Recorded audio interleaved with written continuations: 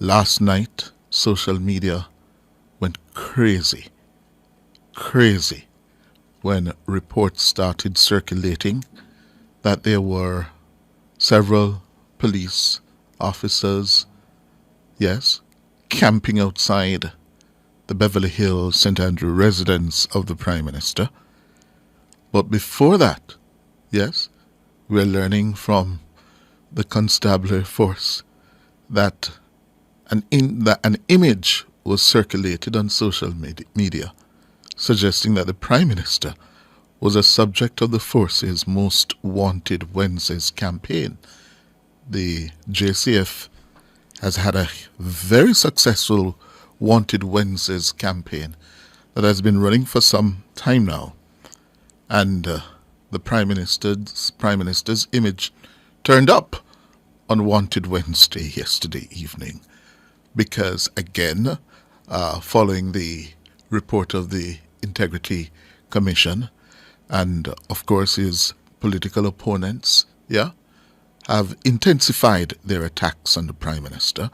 It's a moment of vulnerability for the Jamaican Prime Minister, yes, and the political operatives on both sides are upping their game, yes, to drive home or to exploit the moment for their party's political advantage.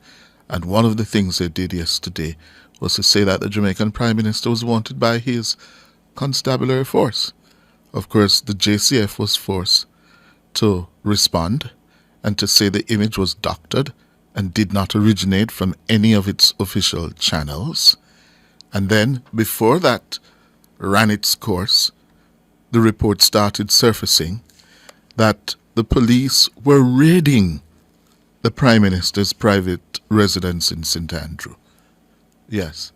And that set off, yes, another frenzy on social media, forcing the constabulary force again to issue a statement denying the reports. But it confirmed that there was an increased police presence in the vicinity of the Prime Minister's residence and the surrounding community. According to the JCF, the deployment was initiated in response to credible intelligence indicating what it calls a legitimate security threat to the Prime Minister and his household.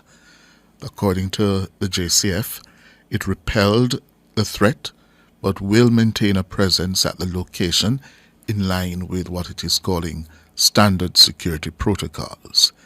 According to our reporting and understanding, the threat was related to plans, yes, chatter, plans or chatter to mount protests near the Prime Minister's residence, apparently those did not materialize, but the JCF is urging the public to refrain from sharing the unverified content and to rely on official sources of information. Yes, but what we're seeing, it reminds me of a period of the 70s and the 80s. The politics is going crazy now. Yes, the reality on the ground is the opposition senses blood. Yes, it senses that its prey is wounded, weakened, and it is circling. It is circling. Yesterday morning, in its first official response to the Integrity Commission's report, the opposition says the Prime Minister should resign and resign immediately. Yes? And that, of course, sparked a response from the Prime Minister's governing Labour Party, saying that it stands resolutely in support of Andrew Holness. So, yesterday, it was a hectic political day because, starting with the PNP statement on Wednesday morning, yes, demanding that the Prime Minister resign, That was followed by the governing party responding, supporting the Prime Minister. And then in the evening, the issue of the police presence, yes, at the Prime Minister's residence created more tension and confusion. Yes, the National Security Minister, the Deputy Prime Minister, Horace Chang, he responded, condemning what he calls the actions of PNP operatives who sought to mislead the public into believing that the Prime Minister is wanted by the police. Dr. Chang says Jamaica should not return to the days where underhanded and devious tactics were pursued for political gain. According to Dr. Chang, the country should collectively reject the work of mischief makers who are willing to sink to any level to achieve their vile and partisan objectives. Yes? And before that, of course, there was a comment by the Member of Parliament for West Rural St. Andrew, coming out in defense, that's Juliet Cuthbert Flynn, coming out in defense of the Prime Minister, yes? And she said essentially that, number four for me,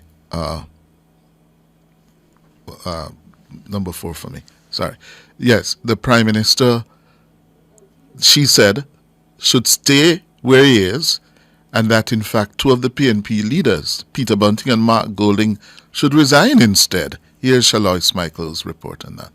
The Jamaica Labour Party says it maintains that the Integrity Commission report, upon which the PNP premised its call, had found the Prime Minister culpable of no wrongdoing.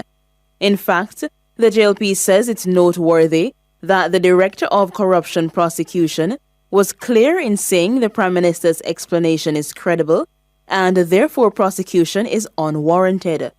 The JLP says it wishes to make clear that the Prime Minister will remain in office. JLP spokesperson Juliet Cuthbert Flynn is describing the resignation call from the PNP as unwarranted. You know, I understand that the PNP, out of desperation, wants to see the back of the most impactful and, dare I say, positively consequential Prime Minister that Jamaica has seen in recent times. This is a Prime Minister who has skillfully led our country through multiple crises and have not been implicated in unbecoming or any unlawful conduct. I also expect some PNP-affiliated groups, which position themselves as civil society, to shortly echo the same call of the PNP. However, I believe this position taken by the PNP is baseless and without merit. It is important to also note that unlike some individuals in the PNP, the Prime Minister does not hide his assets in trust funds. Mrs. Cuthbert Flynn says the job taken on Wednesday at Andrew Holness by the Mark Golding-led party is barefaced. She says it's noteworthy that the Integrity Commission's report into the financial affairs of the Prime Minister does not rise to the level of the 2010 investigation by the Office of the Contractor General into the alleged daring Bunting and Golding sweetheart deal. Cuthbert Flynn says it should never be forgotten that investigators from the OCG who probed the alleged sweetheart deal found reason to caution against the, quote, use of a corruption enabling device which can be utilized by unscrupulous public officials to direct lucrative multi-million-dollar state contracts to connected or desired contractors, end quote. Cuthbert Flynn says it's in fact Golding and Bunting who should resign as opposition leader and leader of government business in the Senate. She says Bunting and Golding's current posture confirms they should never have been allowed near leadership positions.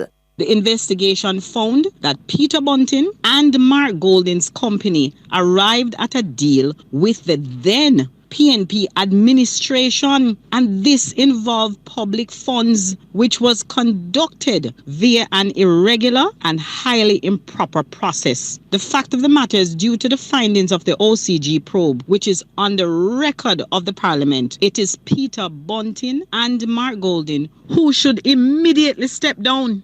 Shalois Michael for Nationwide News. Well, that was Juliet Cuthbert Flynn.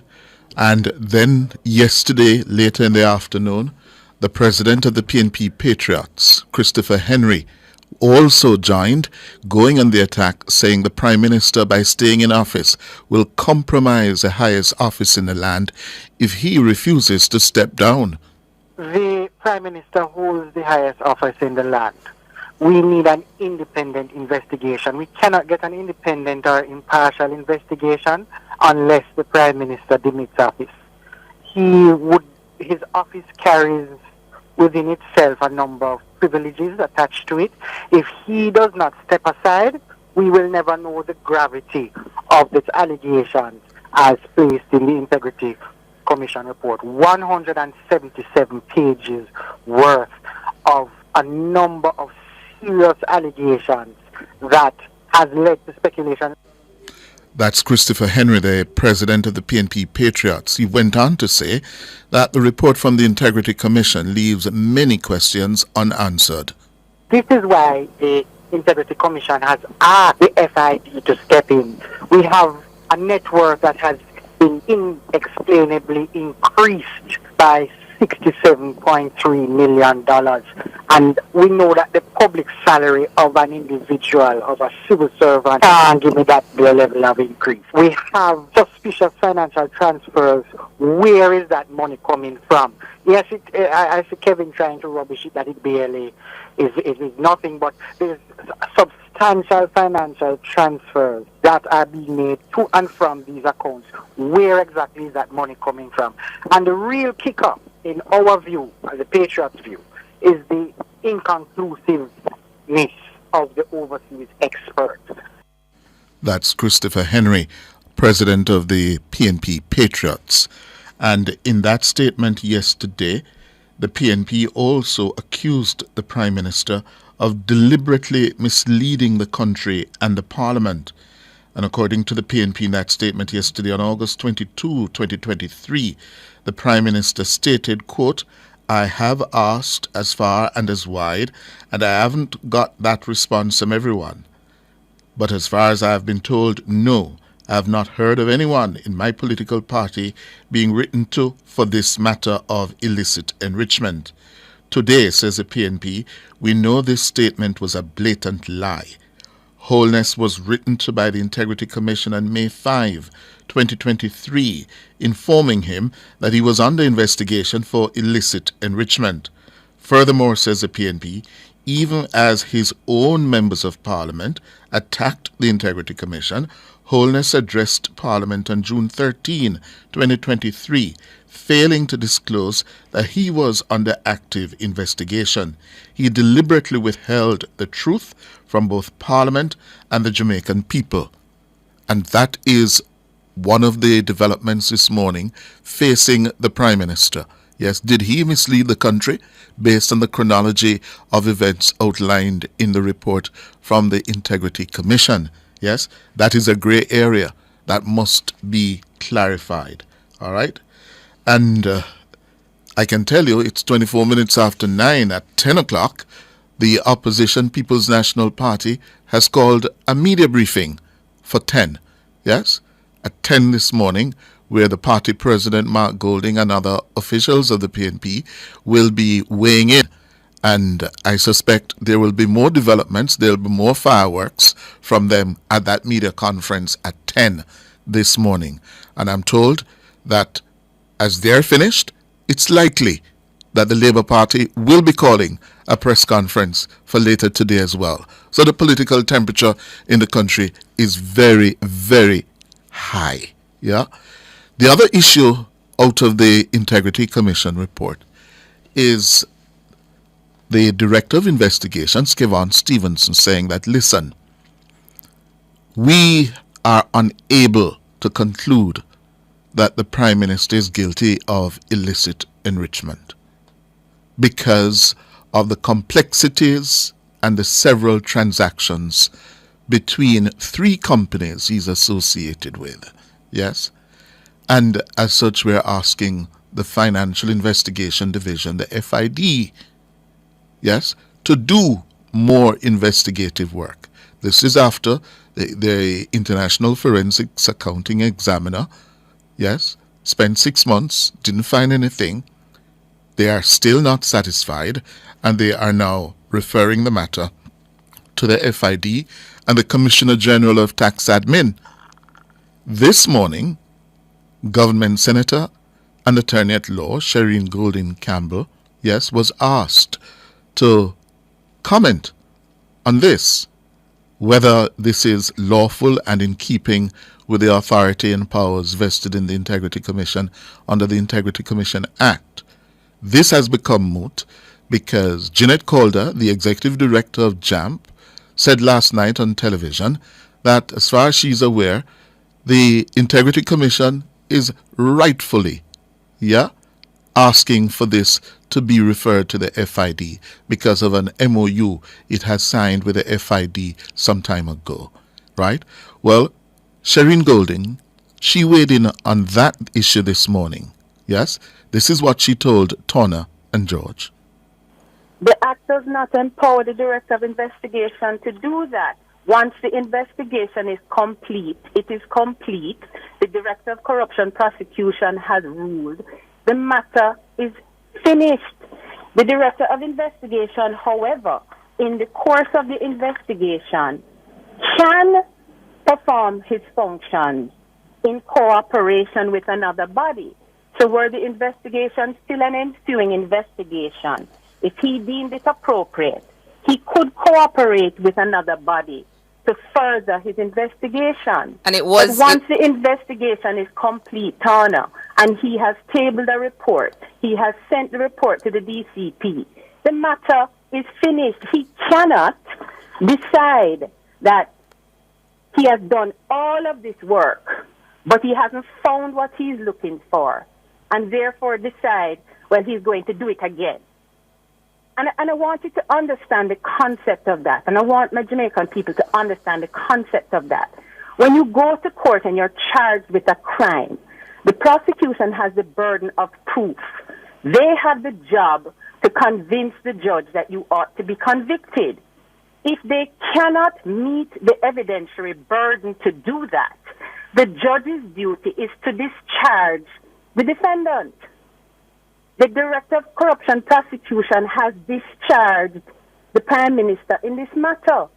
Our jurisprudence does not allow the Director of Investigations to continue to pursue a matter into perpetuity because he's not satisfied that with all of his resources, with all of the money spent, with all of the witness statements that he procured, with all of the persons that he spoke to in this investigation, that with having done all of that and not finding anything that can commit the Prime Minister to prosecution, that he can just continue to do it until he finds something in 2029.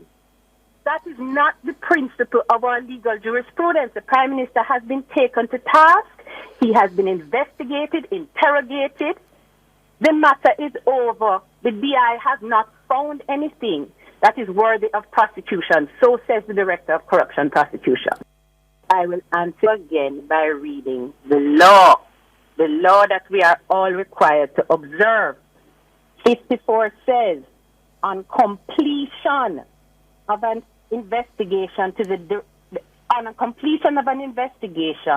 the Director of Investigation shall prepare and submit to the Commission through the Executive Director a report of his findings and recommendations. He has to do that. The Commission then has the job of ensuring the report is tabled in Parliament, and they do that under section, I believe it's section 36. Senator Shireen Golding Campbell, she's a government senator and attorney at law, yes, speaking with Turner and George this morning. So this is now being debated, yes? Who is correct? You be the judge, eh?